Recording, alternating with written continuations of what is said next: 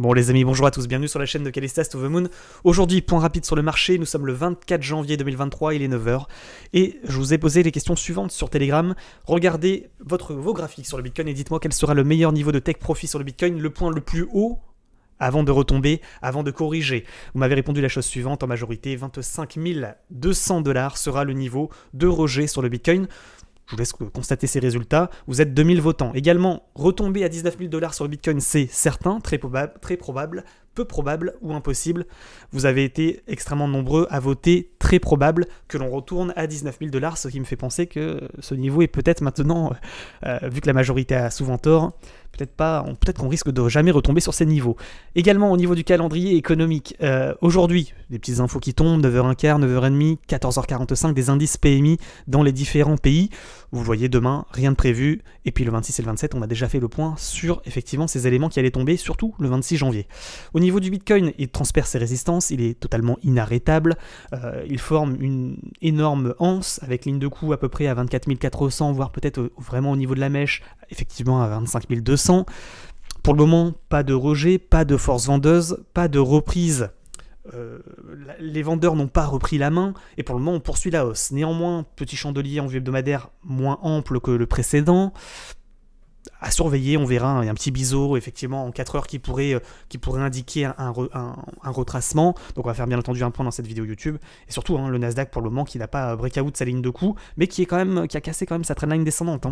Point haut, point haut, point haut, point haut, cassure. Alors vous me direz, est-ce que la cassure est confirmée? Non, pas encore, parce qu'effectivement, c'est de la vue hebdomadaire, vous le voyez. Et par conséquent, pour le moment, la cassure a eu lieu en vue journée. Et par conséquent, la carotte est toujours possible. Une réintégration avant de la fin de semaine, sous le niveau des 11 600 points, serait, vous l'avez compris, une fausse cassure, mèche, piège acheteur. Pour le moment, par conséquent, ça n'est pas confirmé. Néanmoins, il faut le dire, on s'approche quand même de la ligne de coup de son double bottom, cassure de ligne de coup, objectif, on le rappelle, dernier plus haut, aux environs des 13 600 points.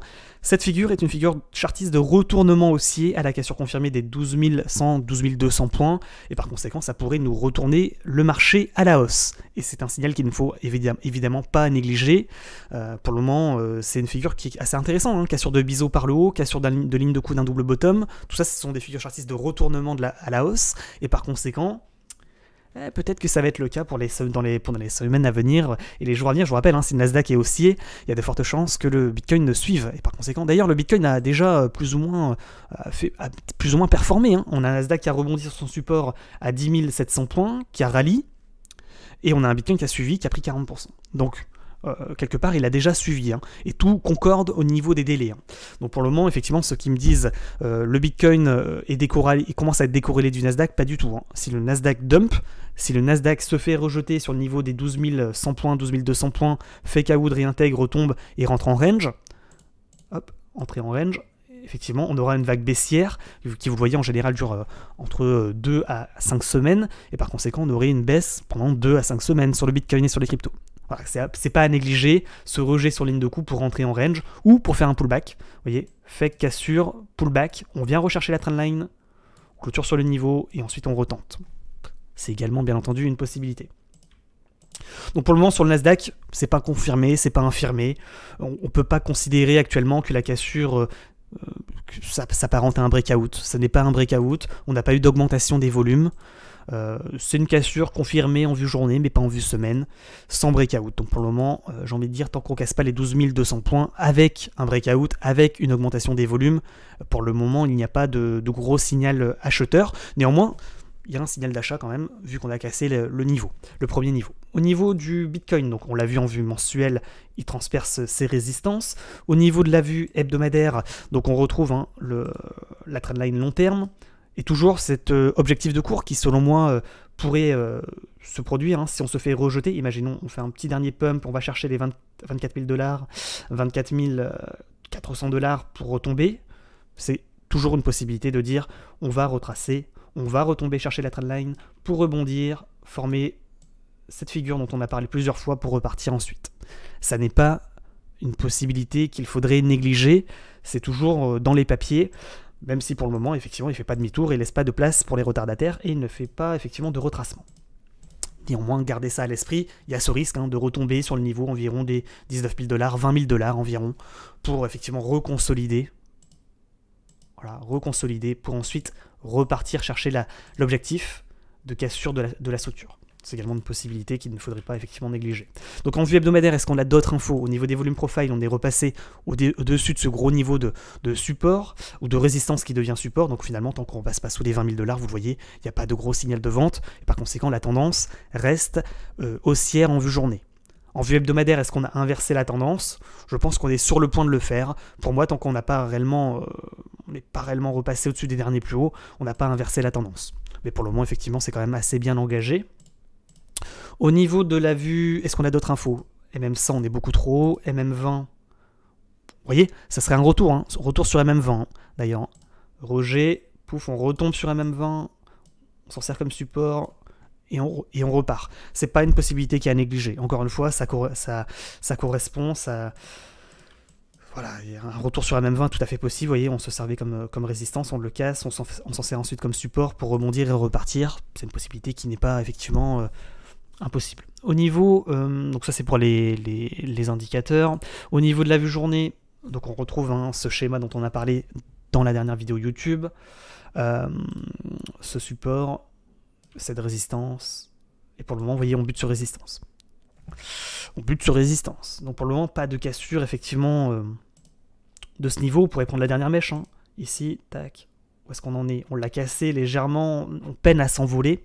On peine à s'envoler. On voit qu'on a toujours un objectif de cours au niveau du Fibo. Dernier plus haut. Tac. Ah, c'est le dernier plus haut tout simplement. Et puis également ici, point haut, point bas. On rappelle, objectif à 1,618. Aux environs des 25 300.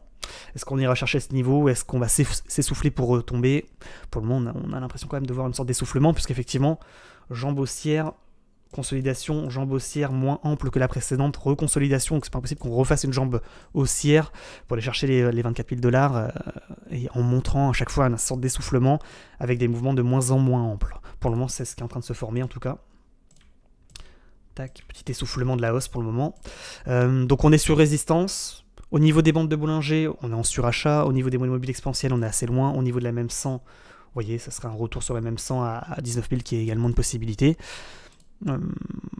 Pas d'autres infos en vue journée selon moi. En vue 4 heures, donc on retrouve ce biseau dont on a parlé sur Telegram. Point bas, point haut, point haut. On trace un biseau. Pour le moment, on est dans cette configuration avec effectivement, vous le voyez, des bandes de Bollinger qui se contractent en préparation du prochain mouvement. En général, ce qu'on fait, c'est qu'on feinte la cassure par le bas pour pump à l'opposé. C'est peut-être ce qu'il est en train de nous préparer, c'est-à-dire une consolidation suite à un pump pour finalement feinter la cassure de ce petit range par le bas, tenter la cassure du dernier plus bas à 22 500 points, 22 500 $, pour aller chercher la trendline, chercher la bande basse de Bollinger, feinter la cassure pour repump. C'est une possibilité qui n'est pas à négliger. C'est ce qu'il fait tout le temps d'ailleurs. Donc possible, très possible qu'il fasse ce mouvement. Et une fois qu'on aura atteint ce niveau, 24 300, dernier, à mon avis, le gros niveau de support, de résistance, attention à ce risque de rejet pour finalement feinter, casser le biseau par le bas, dump. Et finalement retourner sur le niveau à 21 400 $ environ, voire un peu plus bas. C'est également une possibilité parce que normalement un biseau ascendant, l'objectif c'est un retracement global, pour aller rechercher les points les plus bas, aux environs des 19 000 $. C'est l'objectif, ça serait l'objectif théorique. Voilà, donc je tiens à prévenir effectivement tout le monde, ce biseau inaugure rien de bon. Néanmoins, j'ai envie de dire, si le Nasdaq fait son breakout, bon, on pourrait avoir des surprises sur le Bitcoin et on pourrait avoir des rallyes aussi qui continuent avec des pumps, toujours. Pump, consolidation, pump, consolidation, pump, consolidation. C'est possible qu'on l'invalide en le cassant finalement par le haut. Et c'est également possible qu'une fois qu'on l'a cassé par le bas, on rentre en tendance latérale. Voilà, sachez-le. Donc effectivement à surveiller, vous avez tous les graphiques comme d'habitude sur Discord en accès libre et gratuit. Je vous rappelle également que les likes et les abonnements sont fortement appréciés. N'oubliez pas également le petit commentaire pour le référencement, ça fait extrêmement plaisir. Et je vous rappelle également qu'il y a un petit lien affilié toujours si vous souhaitez participer au concours Bybit. 1000 $ à gagner pour l'un d'entre vous. N'hésitez pas à vous inscrire, il vous reste 6 jours pour participer. Et je vous rappelle, vous avez jusqu'à 30 000 $ de bonus en fonction du montant de votre dépôt en vous inscrivant avec ce lien. Donc n'hésitez pas à vous inscrire si ce n'est pas déjà fait. Au niveau également pour terminer, de Capstable, on voit que pour le moment, le support n'a pas été cassé. 11 11%, 11,4%, c'est le dernier gros support. Si on casse ce niveau, ça sera un signal de vente. Si on rebondit, ça sera un signal d'achat. Pour le moment, on voit qu'on tente un petit rebond technique pour mieux retenter la cassure à 11,40. Je rappelle, si on casse, signal d'achat. Si on, par contre, on rebondit, signal de vente. Au niveau du Nasdaq, on voit double bottom, pas de cassure confirmée. Petit breakout en vue journée, sans volume.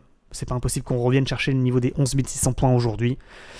Ça correspondrait finalement à un Bitcoin qui retombe aux environs, au niveau de la vue 4 heures, sur le niveau des 22 500 $.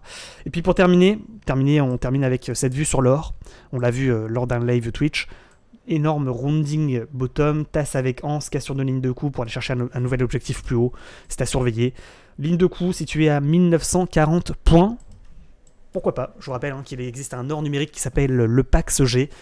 Donc effectivement, ça pourrait être intéressant, effectivement, si la cassure de ligne de coup se confirme dans les jours et les semaines à venir, parce que c'est une vue 3 mois. C'est pas une vue semaine ni une vue mensuelle, c'est une vue trimestrielle. Les amis, on s'arrête là, bonne journée à tous, et je vous dis à très bientôt sur YouTube et sur Twitch. Ciao, ciao.